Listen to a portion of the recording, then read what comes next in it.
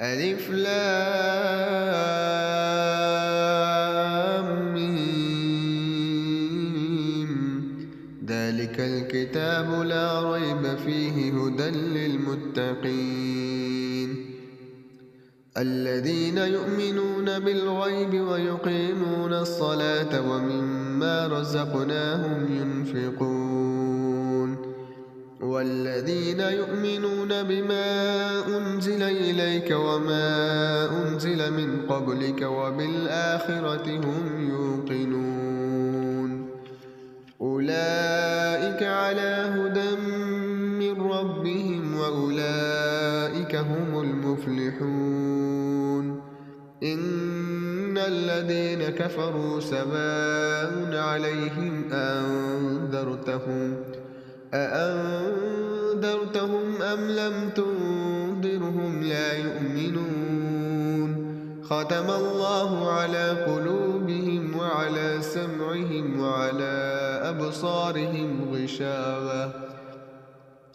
وعلى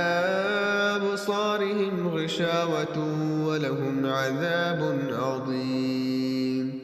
ومن الناس من يقول آمنا بالله وباليوم الآخر وما هم بمؤمنين يخادعون الله والذين آمنوا وما يخدعون إلا أنفسهم وما يشعرون في قلوبهم مرض فزادهم الله مرضا ولهم عذاب أليم بما كانوا يكذبون وإذا قيل لهم لا تفسدوا في الأرض قالوا إنما نحن مصلحون ألا إنهم هم المفسدون ولكن لا يشعرون وإذا قيل لهم آمنوا كما آمن الناس قالوا أنؤمن كما آمن السفهاء ألا إنهم هم السفهاء ولكن لا يعلمون وإذا لقوا الذين آمنوا قالوا آمنا وإذا خلوا إلى شياطينهم قالوا إنا معكم إنما نحن مستهزئون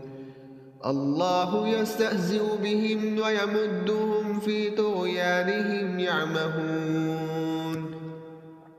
أولئك الذين اشتروا الضلالة بالهدى فما ربحت تجارتهم وما كانوا مهتدين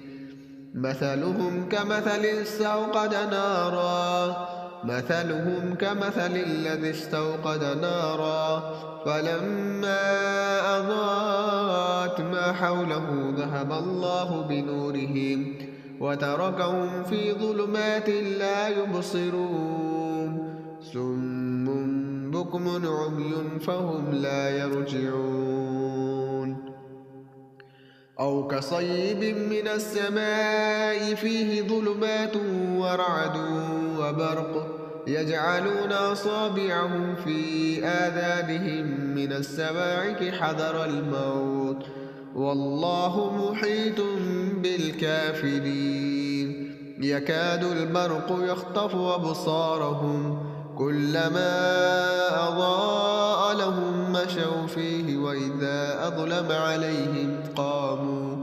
ولو شاء الله لذهب بسمعهم وأبصارهم إن الله على كل شيء قدير يا أيها الناس اعبدوا ربكم الذي خلقكم والذين من قبلكم لعلكم تتقون الذي جعل لكم الأرض فراشا والسماء بناء وأنزل من السماء ماء فأخرج به من الثمرات رزقا لكم فلا تجعلوا لله أندادا وأنتم تعلمون وإن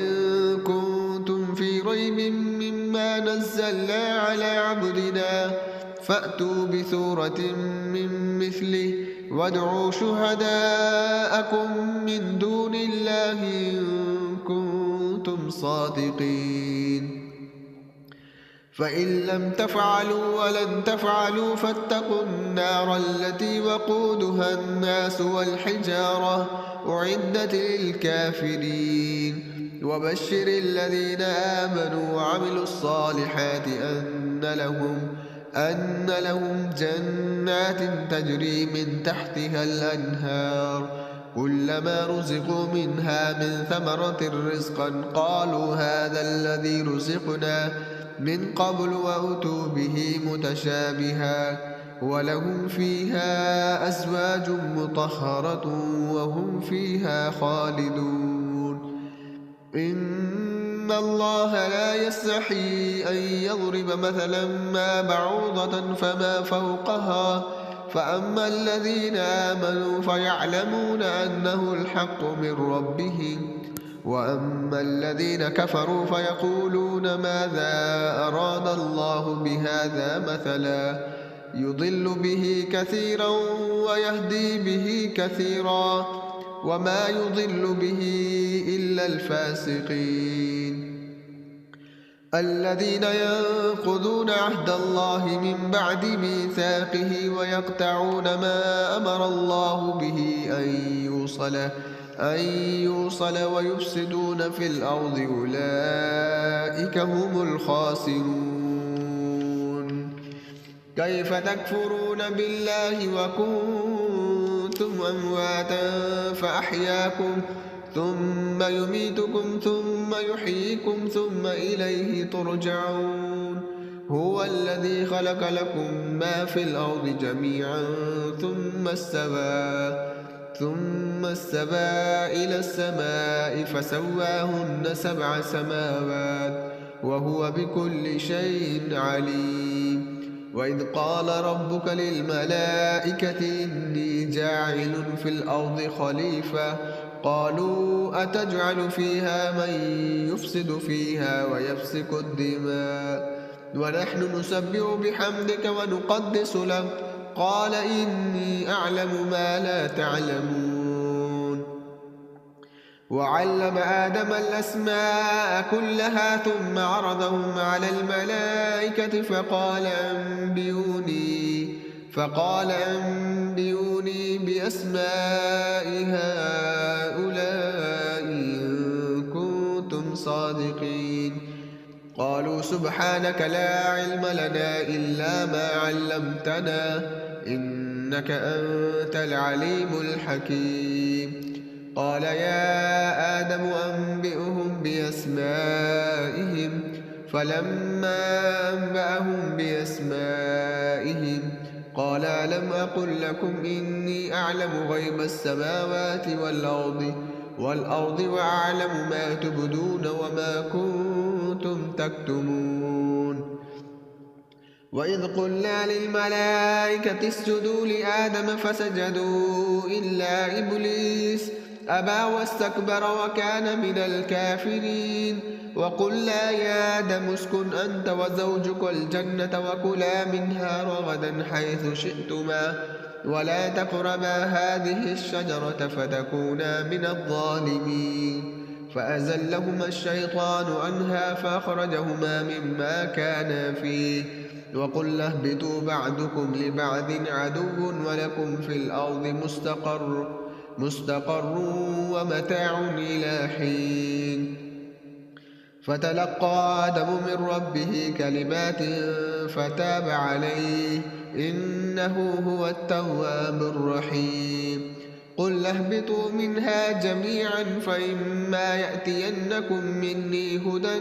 مني هدى فمن تبع هداي فلا خوف عليهم ولا هم يحزنون والذين كفروا وكذبوا بآياتنا أولئك أصحاب النار هم فيها خالدون يا بني إسرائيل اذكروا نعمتي التي أنعمت عليكم وأوفوا بعهدي أوف بعهدكم وإياي فارهبون وآمنوا بما أنزلت مصدقا لما معكم ولا تكونوا أول كافر به ولا تشتروا بآياتي ثمنا قليلا وإياي فاتقون ولا تلبسوا الحق بالباطل وتكتموا الحق وأنتم تعلمون وأقيموا الصلاة وآتوا الزكاة واركعوا مع الراكعين أتأمرون الناس بالبر وتنسون أنفسكم وأنتم تتلون الكتاب فلا تعقلون واستعينوا بالصبر والصلاة وإنها لكبيرة إلا على الخاشعين الذين يظنون أنهم ملاقو ربهم وأنهم إليه راجعون يا بني إسرائيل اذكروا نعمتي التي أنعمت عليكم وأني فضلتكم على العالمين واتقوا يوما لا تجزي نفس عن نفس شيئا ولا يقبل منها شفاعة ولا يؤخذ منها عدل ولا هم ينصرون وإذ نجيناكم من آل فرعون يسومونكم سوء العذاب يذبحون أبناءكم ويستحيون نساءكم وفي ذلكم بلاء من ربكم عظيم وإذ فرقنا بكم البحر فأنجيناكم وأغرقنا آل فرعون وأنتم تنظرون وإذ واعدنا موسى 40 ليلة ثم اتخذتم العجل من بعده وأنتم ظالمون ثم عفونا عنكم من بعد ذلك لعلكم تشكرون وإذ آتينا موسى الكتاب والفرقان لعلكم تهتدون وإذ قال موسى لقومه يا قوم إنكم ظلمتم أنفسكم باتخاذكم العجل فتوبوا إلى بارئكم فاقتلوا أنفسكم ذلكم خير لكم عند بارئكم فتاب عليكم إنه هو التواب الرحيم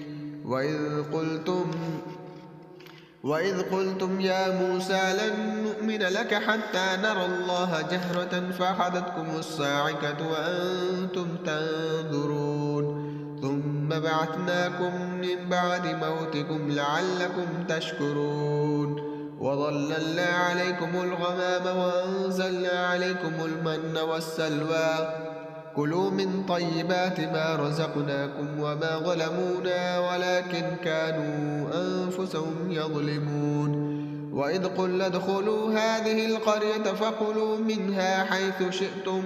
رغدا وادخلوا الباب سجدا وقولوا حطة نغفر لكم خطاياكم وسنزيد المحسنين فبدل الذين ظلموا قولا غير الذي قيل لهم فأنزلنا على الذين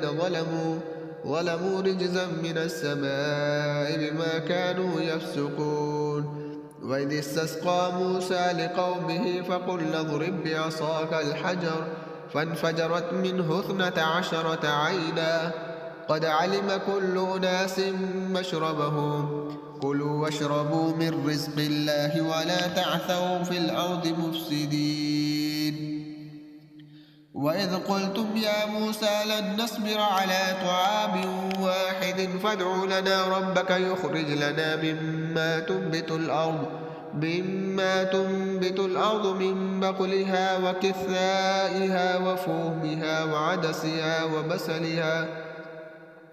قال أتستبدلون الذي هو أدنى بالذي هو خير اهبطوا مصرا فإن لكم ما سألتم وضربت عليهم الذلة والمسكنة وباءوا بغضب من الله ذلك بأنهم كانوا يكفرون بآيات الله ويقتلون النبيين بغير الحق ذلك بما عصوا وكانوا يعتدون إن الذين آمنوا والذين هادوا والنصارى والصابين من آمن بالله واليوم الآخر واليوم الآخر وعمل صالحا فلهم أجرهم عند ربهم ولا خوف عليهم ولا هم يحزنون. وإذا أخذنا ميثاقكم ورفعنا فوقكم الطور خذوا ما آتيناكم بقوة واذكروا ما فيه لعلكم تتقون ثم توليتم من بعد ذلك فلولا فضل الله عليكم ورحمته لكنتم من الخاسرين. ولقد علمتم الذين اعتدوا منكم في السبت فقلنا لهم كونوا قردة خاسئين فجعلناها نكالا لما بين يديها وما خلفها وموعظة للمتقين. وإذ قال موسى لقومه إن الله يأمركم أن تذبحوا بقرة قالوا أتتخذونا هزوا قال أعوذ بالله أن أكون من الجاهلين. قالوا ادع لنا ربك يبين لنا ما هي قال إنه يقول إنها بقرة لا فارض ولا بكر عوان بين ذلك فافعلوا ما تؤمرون. قالوا ادع لنا ربك يبين لنا ما لونها قال إنه يقول إنها بقرة صفراء فاقع لونها تسر الناظرين. قالوا ادع لنا ربك يبين لنا ما هي إن البقرة شابه علينا وإنا إن شاء الله لمهتدون. قال إنه يقول إنها بقرة لا ظلول تثير الأرض ولا تسقي الحرث مسلمة لا شية فيها. قالوا الآن جئت بالحق فذبحوها وما كادوا يفعلون. وإذ قتلتم نفسا فادارأتم فيها والله مخرج ما كنتم تكتمون. فقلنا اضربوا ببعضها كذلك يحيي الله الموتى ويريكم آياته لعلكم تعقلون. ثم قست قلوبكم من بعد ذلك فهي كالحجارة أو أشد قسوة وإن من الحجارة لما يتفجر منه الأنهار وإن منها لما يشقق فيخرج منه الماء وإن منها لما يحبط من خشية الله وما الله بغافل عما تعملون. أفتطمعون أن يؤمنوا لكم وقد كان فريق منهم يسمعون كلام الله ثم يحرفونه من بعد ما عقلوه وهم يعلمون.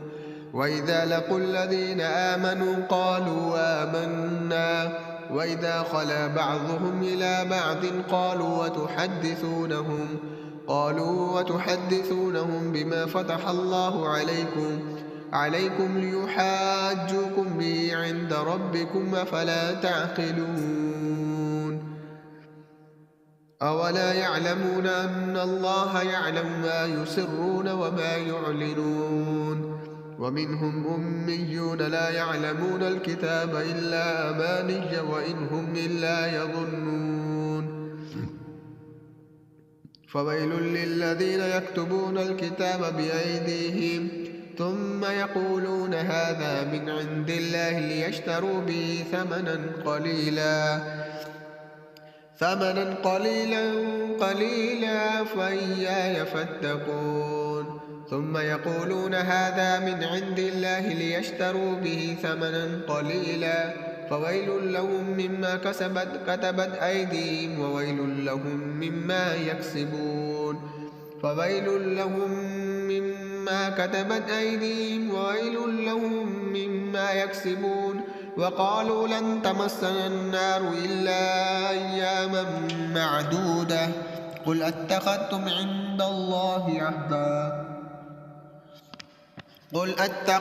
عند الله عهدا فلن يخلف الله عهده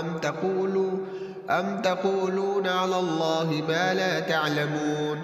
بلى من كسب سيئة وأحاطت به خطيئته فأولئك أصحاب النار هم فيها خالدون. والذين آمنوا وعملوا الصالحات أولئك أصحاب الجنة هم فيها خالدون. وإذا أخذنا ميثاق بني إسرائيل لا تعبدون إلا الله وبالوالدين إحسانا وذي القربى واليتامى والمساكين وقولوا للناس حسنا وأقيموا الصلاة وآتوا الزكاة ثم توليتم إلا قليلا منكم وأنتم معرضون. وإذا أخذنا ميثاقكم لا تفسقون دماءكم ولا تخرجون أنفسكم من دياركم ثم أقررتم وأنتم تشهدون ثم أنتم هؤلاء تقتلون أنفسكم وتخرجون فريقا منكم من ديارهم تظاهرون عليهم بالإثم والعدوان وإن يأتوكم أسارى تفادوهم وهو محرم عليكم إخراجهم أفتؤمنون ببعض الكتاب وتكفرون ببعض فما جزاء من يفعل ذلك منكم إلا خزي في الحياة الدنيا ويوم القيامة يردون إلى أشد العذاب وما الله بغافل عما تعملون. أولئك الذين اشتروا الحياة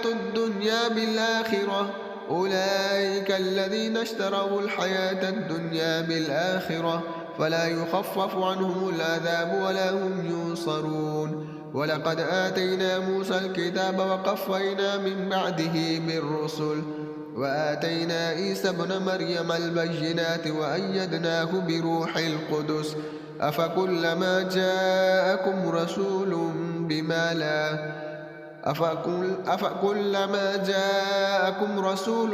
بما لا تهوى أنفسكم استكبرتم ففريقا كذبتم وفريقا تقتلون. وقالوا قلوبنا غلف بل لعنهم الله بكفرهم فقليلا ما يؤمنون. ولما جاءهم كتاب من عند الله مصدق لما معهم وكانوا من قبل يستفتحون على الذين كفروا فلما جاءهم ما عرفوا كفروا به فلعنة الله على الكافرين. بئس ما اشتروا به أنفسهم أن يكفروا بما أنزل الله بغيا أن ينزل الله من فضله على من يشاء من عباده فباءوا بغضب على غضب وللكافرين عذاب مهين. وللذين كفروا وإذا قيل لهم آمنوا بما أنزل الله قالوا نؤمن بما أنزل علينا ويكفرون بما وراءه وهو الحق مصدقا لما معهم قل فلم تقتلون أنبياء الله من قبل إن كنتم مؤمنين. ولقد جاءكم موسى بالبينات ثم اتخذتم العجل من بعده وأنتم ظالمون. وإذا أخذنا ميثاقكم ورفعنا فوقكم الطور خذوا ما آتيناكم بقوة واسمعوا قالوا سمعنا وعصينا وأشربوا في قلوبهم العجل بكفرهم قل بئس ما يأمركم به إيمانكم إن كنتم مؤمنين. قل إن كانت لكم الدار الآخرة عند الله خالصة من دون الناس فتمنوا الموت إن كنتم صادقين ولن يتمنونه أبدا بما قدمت أيديهم والله عليم بالظالمين. ولتجدنهم أحرص الناس على حياة ومن الذين أشركوا يود أحدهم لو يعمر 1000 سنة وما هو بمزهزه من العذاب أن يؤمر والله بصير بما يعملون. قل من كان عدوا لجبريل فإنه نزله على قلبك بإذن الله مصدقا لما بين يديه وهدى وبشرى للمؤمنين. من كان عدوا لله وملائكته ورسله وجبريل وميكال فإن الله عدوا للكافرين. من كان عدوا لله وملائكته ورسله وجبريل وميكال فإن الله عدوا للكافرين. ولقد أنزلنا إليك آيات بينات وما يكفر بها إلا الفاسقون. أوكلما عاهدوا عهدا نبذه فريق منهم بل أكثرهم لا يؤمنون. ولما جاءهم رسول من عند الله مصدق لما معهم نبذ فريق من الذين أوتوا الكتاب كتاب الله وراء ظهورهم كأنهم لا يعلمون. واتبعوا ما تتلو الشياطين على ملك سليمان وما كفر سليمان ولكن الشياطين كفروا يعلمون الناس السحر وما أنزل على الملكين ببابل هاروت وماروت وما يعلمان من أحد حتى يقولا إنما نحن فتنة فلا تكفر فيتعلمون منهما ما يفرقون به بين المرء وزوجه وما هم بضارين به من أحد إلا بإذن الله ويتعلمون ما يضرهم ولا ينفعهم ولقد علموا لمن اشتراه ما له في الآخرة من خلاق ولبئس ما شروا به أنفسهم لو كانوا يعلمون. والذين آمنوا واتقوا لمثوبة من عند الله خير لو كانوا يعلمون. يا أيها الذين آمنوا لا تقولوا راعنا وقولوا انظرنا واسمعوا وللكافرين عذاب أليم. ما يود الذين كفروا من أهل الكتاب ولا المشركين أن ينزل عليكم من خير من ربكم والله يختص برحمته من يشاء والله ذو الفضل العظيم. ما ننسخ من آية أو ننسها نأت بخير منها أو مثلها ألم تعلم أن الله على كل شيء قدير. ألم تعلم أن الله له ملك السماوات والأرض وما لكم من دون الله من ولي ولا نصير. أم تريدون أن تسألوا رسولكم كما سئل موسى من قبل ومن يتبدل الكفر بالإيمان فقد ضل سواء السبيل. ود كثير من أهل الكتاب لو يردونكم من بعد إيمانكم كفارا حسدا من عند أنفسهم من بعد ما تبين لهم الحق فاعفوا واصفحوا حتى يأتي الله بأمره إن الله على كل شيء قدير. وأقيموا الصلاة وآتوا الزكاة وما تقدموا لأنفسكم من خير تجدوه عند الله إن الله بما تعملون بصير. وقالوا لن يدخلوا الجنة إلا من كان هودا أو نصارى تلك أمانيهم قل هاتوا برهانكم إن كنتم صادقين.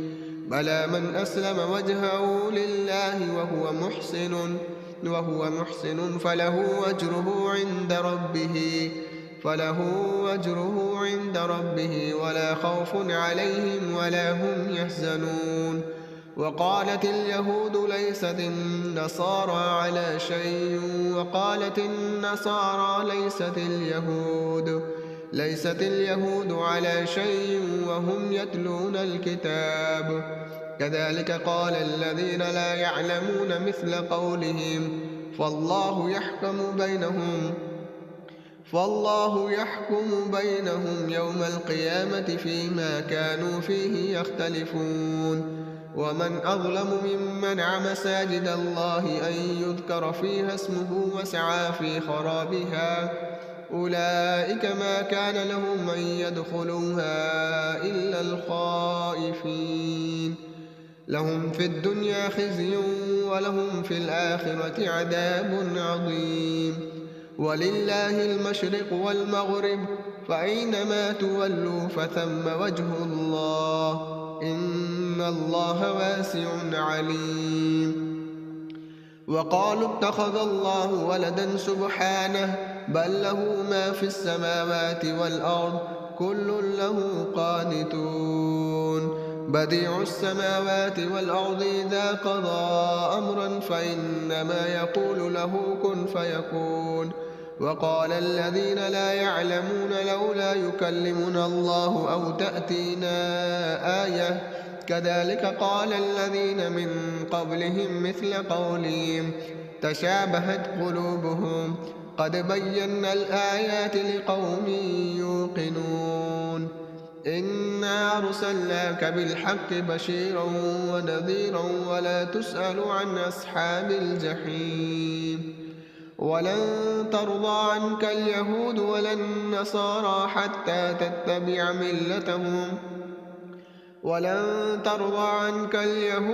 النصارى حتى تتبع ملتهم قل إن هدى الله هو الهدى ولئن اتبعت أهواءهم بعد الذي جاءك من العلم ما لك من الله من ولي ولا نصير الذين آتيناهم الكتاب يتلونه حق تلاوته أولئك يؤمنون به ومن يكفر به أولئك هم الخاسرون يا بني إسرائيل اذكروا نعمتي التي أنعمت عليكم وأني فضلتكم على العالمين واتقوا يوما لا تجزي نفس عن نفس شيئا ولا يقبل منها عدل ولا تنفعها شفاعة ولا هم ينصرون وإذ ابتلى إبراهيم ربه بكلمات فأتمهن قال إني جاعلك للناس إماما قال ومن ذريتي قال لا ينال عهد الظالمين وإذ جعلنا البيت مثابة للناس وأمنا واتخذوا من مقام إبراهيم مصلى وعهدنا إلى إبراهيم وإسماعيل أن طهر بيتي للطائفين والعاكفين والركع السجود وإذ قال إبراهيم رب اجعل هذا بلدا آمنا وارزق أهله من الثمرات من آمن منهم بالله واليوم الآخر قال ومن كفر فأمتعه قليلا ثم أضطره إلى عذاب النار وبئس المصير وإذ يرفع إبراهيم القواعد من البيت وإسماعيل ربنا تقبل منا إنك أنت السميع العليم ربنا واجعلنا مسلمين لك ومن ذريتنا أمة مسلمة لك وأرنا مناسكنا وتب علينا إنك أنت التواب الرحيم ربنا وابعث فيهم رسولا منهم يتلو عليهم آياتك ويعلمهم الكتاب والحكمة ويزكيهم إنك أنت العزيز الحكيم ومن يرغب عن ملة إبراهيم إلا من سفي نفسه ولقد اصطفيناه في الدنيا وإنه في الآخرة لمن الصالحين وإذ قال له ربه أسلم قال أسلمت لرب العالمين ووصى بها إبراهيم بنيه ويعقوب يا بني إن الله اصطفى لكم الدين فلا تموتن إلا وأنتم مسلمون أم كنتم شهداء إذ حضر يعقوب الموت إذ قال لبنيه ما تعبدون من بعدي قالوا نعبد إلهك وإله آبائك إبراهيم وإسماعيل وإسحاق إلها واحدا ونحن له مسلمون تلك أمة قد خلت لها ما كسبت ولكم ما كسبتم ولا تسألون عما كانوا يعملون وقالوا كونوا هودا أو نصارى تهتدوا قل بل ملة إبراهيم حنيفا وما كان من المشركين قولوا آمنا بالله وما أنزل إلينا وما أنزل إلى إبراهيم وإسماعيل وإسحاق ويعقوب والأسباط وما أوتي موسى وعيسى وما أوتي النبيون من ربهم لا نفرق